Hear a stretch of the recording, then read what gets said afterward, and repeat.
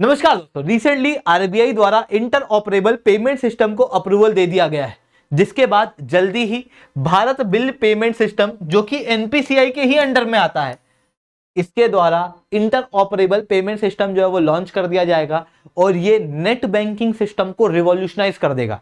किस तरीके से करेगा उसे मैं शुभेंद्र चौहान इस सेशन के अंदर डिस्कस करूंगा, बट उसके पहले आप लोग मेरे साथ में SRC10 टेलीग्राम ग्रुप के ऊपर जुड़ सकते हो। मेरे क्लास की अपडेट, पीपीटी, पीडीएफ सब कुछ आपको मिल जाएगा। यूपीएससी सीएससी की तैयारी करना है, इंडिया के टॉप एजुकेटर से ऑफलाइन क्लास के अंदर जुड़ना है, तो दोस्तों आप लोगों के पास में एक बहुत अच्छा मौका है। अनअकैडमी पे अब इंडिया के टॉप एजुकेटर केवल ऑनलाइन नहीं बल्कि ऑफलाइन भी पढ़ा रहे हैं। दिल्ली के करोलबाग, मुखर्जी नगर के अंदर और प्रयागराज के सिविल लाइंस के अंदर ऑलरेडी हमारे सेंटर्स खोले जा चुके हैं। आप चाहते हो तो वहां पर एनरोल कर सकते हो। आप कहोगे सर क्यों एनरोल करें? पहला, इंडिया के टॉप एजुकेटर आप लोगों को ऑफलाइन क्लास के अंदर बेस्ट क्वालिटी के कोर्सेज प्रोवाइड कर रहे हैं सबसे कम रेट के अंदर। अच्छा मौका नहीं मिलेगा, बिल्कुल से आप एनरोल कर सकते हो। 11 मार्च लास्ट डेट है। इस कोड का यूज करने के बाद आपको 40% तक का डिस्काउंट मिलेगा। आप कहोगे कि सर ये बाय कैसे करना है? तो या तो इस क्यूआर कोड के जरिए कर सकते हो या फिर नीचे कमेंट के अंदर सबसे पहला कमेंट होगा, उसके अंदर एक लिंक होगी, उस लिंक को खोलना, उसको फिल आउट कर देना। हमारी टीम आपको रीच आउट करेगी और कंप्लीट गाइडेंस जो है वो आपको देगी किस तरीके से इस कोर्स को बाय करना है। इसके अलावा अब आप कहोगे सर कौन कौन से कोर्सेज अवेलेबल हैं, वीडियो के एंड में आप लोगों को बताऊंगा। चलिए दोस्तों समझने का प्रयास करते हैं इंटर ऑपरेबल पेमेंट सिस्टम होता क्या है। देखो, कभी ऑनलाइन पेमेंट किया है? ये मैं करने जा रहा था, ये मैंने स्क्रीनशॉट लिया है। जब मैं करने जा रहा था तो यूपीआई जब पेमेंट करते हो ना, तो यूपीआई पेमेंट करते समय क्या आपसे आपका बैंक पूछा जाता है क्या कि कौन सा बैंक है? नहीं, एक ही यूपीआई है, उससे सब लिंक है, आराम से आप ट्रांजेक्शन कर सकते हो। मान लो आपका यूपीआई एक्टिव नहीं है, मान लो आपके पास स्मार्टफोन नहीं, आपके पास कार्ड है या फिर आपके पास एटीएम कार्ड भी नहीं है। लेट अस अज्यूम यू आपके पास यूपीआई भी नहीं है और आपको नेट बैंकिंग करना है। नेट बैंकिंग से पेमेंट करना चाहते हो। नेट बैंकिंग से जब पेमेंट करना होता है तो ऐसे बैंक की एक लिस्ट आती है, आपको अपना बैंक चूज करना होता है, फिर आप उस बैंक पे क्लिक करते हो, फिर आपको आपके बैंक के पोर्टल पे ले जाता है, वहां पर से आप पेमेंट करते हो। इसके अंदर समस्या क्या है? समस्या एक बहुत बड़ी है। होता यह है, जैसे मान लो कि मैं एक छोटा सा बिजनेसमैन हूं और मैं चाहता हूं अपनी खुद की एक ई कॉमर्स प्लेटफॉर्म खोलना। मैं नहीं चाहता अमेजोन पे लेना, मैं नहीं चाहता फ्लिपकार्ट पे लेना, मैं चाहता हूं कि मेरा खुद का बिजनेस शुरू करूं मैं। ऐसी कंडीशन में मैं अगर ऑनलाइन पेमेंट कराऊंगा, क्योंकि ई कॉमर्स है तो ऑनलाइन पेमेंट भी होगा। अब ऑनलाइन पेमेंट कराना है तो यूपीआई फैसिलिटी के साथ में मेरे को नेट बैंकिंग की फैसिलिटी भी देनी पड़ेगी। नेट बैंकिंग की फैसिलिटी देना है तो मेरे को हर एक बैंक से जाके बात करनी पड़ेगी कि आप आपका एक्सेस हमको दे दो, आप आपका एक्सेस हमको दे दो। सारी बैंकों से बात करना मेरे लिए संभव नहीं है, इतना समय नहीं, मैं बिजनेस करना चाहता हूं भाई साहब। तो ऐसी कंडीशन में मैं तो यहां पर ये काम नहीं कर पाऊंगा।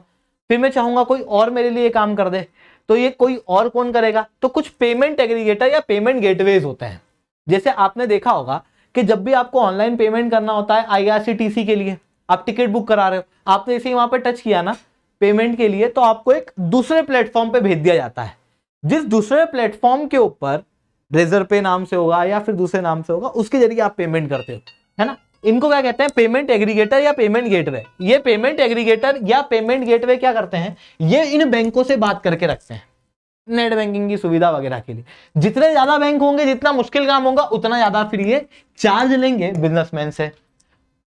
समस्या आती है भाई साहब बिजनेसमैन को। दूसरा कि ढेर सारे पेमेंट एग्रीगेटर है मार्केट में, बैंकों को फिर हर एक पेमेंट एग्रीगेटर का डाटा रख के रखना पड़ेगा, उनके साथ में कोऑर्डिनेट करना पड़ेगा, जो काफी मुश्किल हो जाता है, जिसके कारण से कई बार नेट बैंकिंग के पेमेंट के अंदर डिले देखने को मिलता है। इवन ये जो पेमेंट एग्रीगेटर है, ये भी बड़े बड़े बैंकों से ही बात कर पाते हैं। कहीं किसी गांव में, दूर दराज के इलाके में कोई कोऑपरेटिव बैंक है या कोई नॉन शेड्यूल बैंक है जो उस रीजन के अंदर ही है, या फिर स्मॉल फाइनेंस बैंक है, उससे तो ये बात ही नहीं कर पाते हैं। ऐसी कंडीशन में इन पेमेंट एग्रीगेटर के यहाँ पर वो छोटे बैंक तो होते ही नहीं है। अब आप एक ऐसा कस्टमर इमेजिन करो जो बहुत दूर दराज के इलाकों में रहता है, जिसका अकाउंट उस छोटे ही बैंक में है, उसके पास यूपीआई की सुविधा उपलब्ध नहीं, क्योंकि नेट नहीं आता ज्यादा, या फिर उसके पास स्मार्टफोन नहीं है, लेट अस अज्यूम, और साथ में उसके पास में कार्ड की सुविधा भी उपलब्ध नहीं है।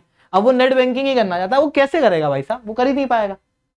ऐसी कंडीशन में वो ई कॉमर्स का प्रयोग ही नहीं कर पाएगा, और ई कॉमर्स का प्रयोग नहीं कर पाएगा तो ई कॉमर्स के अंदर इंक्लूजन नहीं होगा। तो फिर क्या करें? एनपीसीआई है ना, यूपीआई ने क्या किया, सारे बैंकों को जोड़ दिया ना, सारे बैंकों का डाटा है ना उसके पास, एनपीसीआई ये काम कर सकता है। इसी कारण से एनपीसीआई के जरिए एक इंटर ऑपरेबल पेमेंट सिस्टम बनाया जा रहा है। ये inter operable payment system net banking के लिए होगा, जहां पर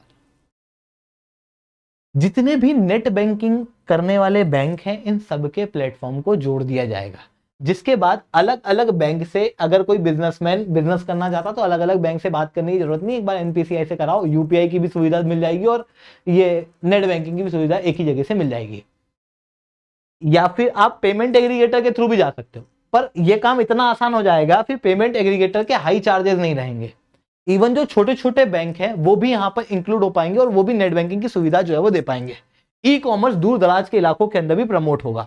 इसी कारण से भारत के आरबीआई के गवर्नर ने कहा है कि इंटर ऑपरेबल पेमेंट सिस्टम जब आएगा तो bank will not need to work individually with payment aggregator like Razorpay, BillDesk, Cashfree for integration. This should allow more bank to easily onboard the payment ecosystem which should in turn facilitate quicker settlement of fund for the merchant।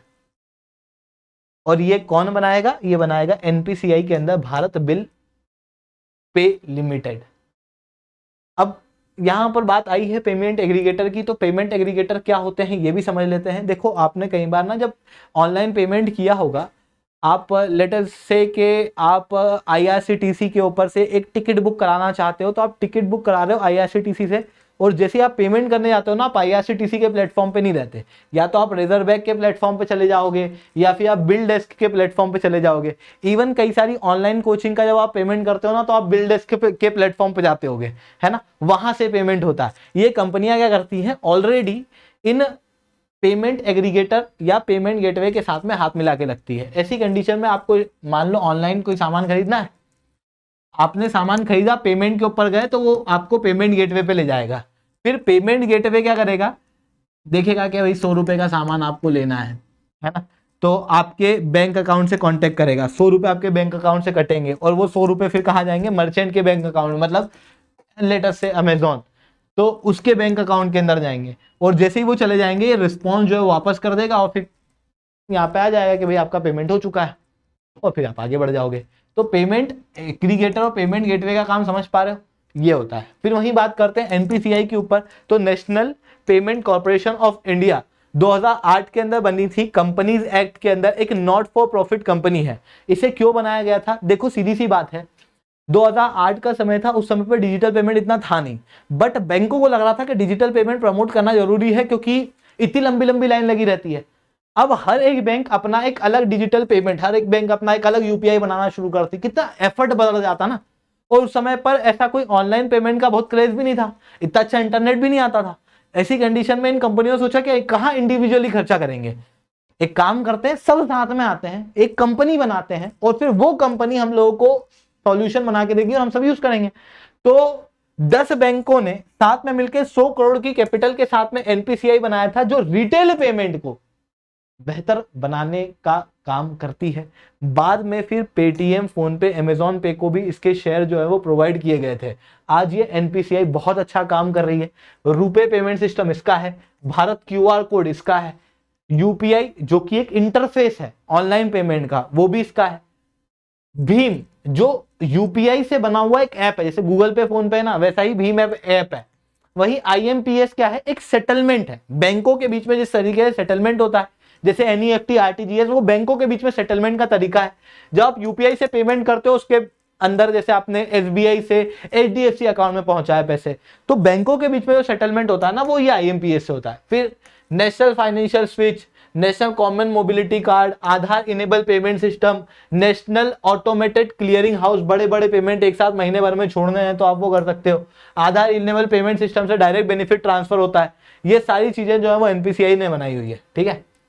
Even वो जो toll के ऊपर FASTag आता है वो भी उन्होंने ही बनाया हुआ है।